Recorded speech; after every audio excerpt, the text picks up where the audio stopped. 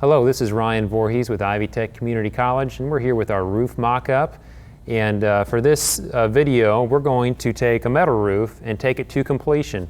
In the previous video, we made our cap flashing, which is going to fit into the saw cut. That's all pre-made and ready to go. And the steps from this point forward are specific just to metal roofing. So what we have before us here is our lower piece of roof, and we also have an upper piece of roof.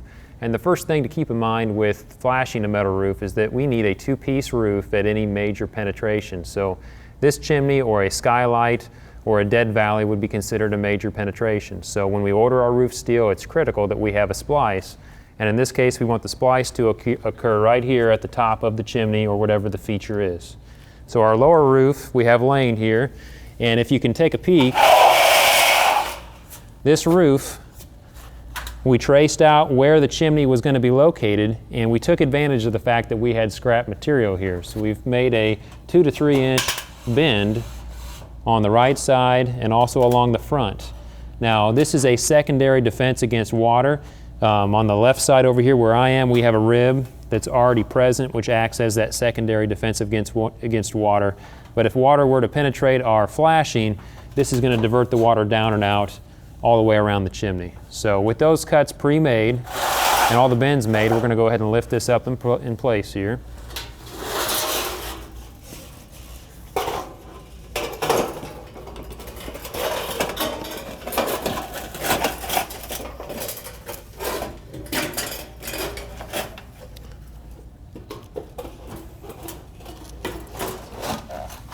Down tight.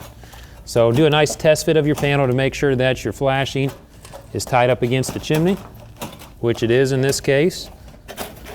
And we're going to go ahead and put a couple screws to hold this in place.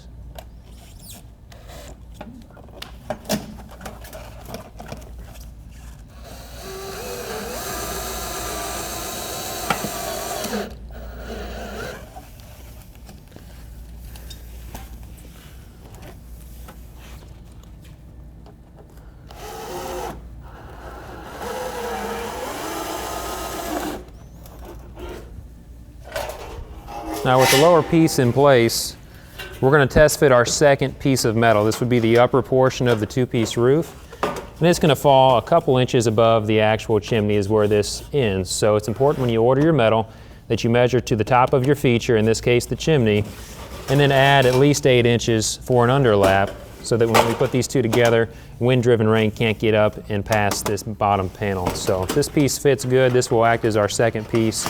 We're going to set that aside for now. But with the panel in place, our first order of business is to start at the bottom, and we're going to work from the bottom up, which is the case with most roofing. And what I have made here is an apron flashing, and this flashing is a simple flat piece of metal that we put a bend in. And if you look here under the leading edge, we have a hem. We put a tight hem anywhere that we have an exposed piece of metal to keep it stiff, strong, and looking good. So the bend that you see in this would match the roof pitch, and if we lay it down here, it fits in pretty good. So this is where this piece of flash is going to go. Now what we've done, we've already pre-cut it, but we felt back to where the chimney meets the roof and made a mark on both sides, and we took snips and snipped a 45-degree snip right here. So I'm going to have Bo over here bend this tab around, and I'm going to do the same on this side. And this is fairly light gauge metal, so we can hand bend and get a nice clean edge right there on our flash. Now what's left are a few triangles. I don't mind if those remain, so we're just going to flatten those triangles out because they will be underneath our next layer of flashing. So test fit again, and we're looking fairly good. So our next step before we fasten this down is to install an outside gasket. And an outside gasket closure is a closed cell foam, and this is important that you use closed cell foam because this foam will not absorb water. It's required under here so wind-driven rain and snow and bugs and birds don't get up underneath the flashing. So what we'll do is hold our flashing up in place tightly where it goes and make a pencil mark along here so we know about where to place that gasket. And then remove our flashing.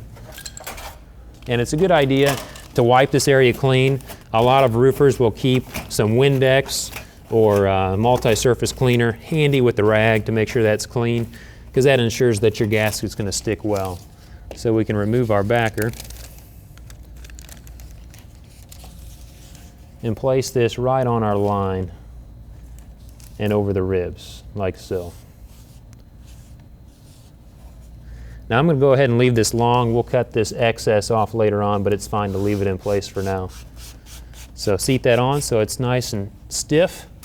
And we're going to take and install our flashing. Now you've got a couple options here. We actually are using a self-tapping screw. Normally we would use a sharp point screw. So we can either pre-punch this hole and drive a screw, or we can drive the screw right through it. With our tapping screws, we'll go ahead and just drive a screw. So the screw should be right centered on the rib and right through the hem on this piece of flash.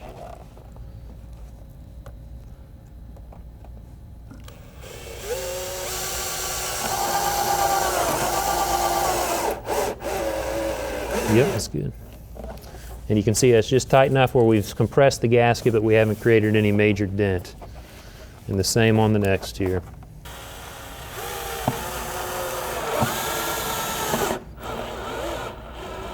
Yep. And we've got one more rib, so we'll place one more screw right here.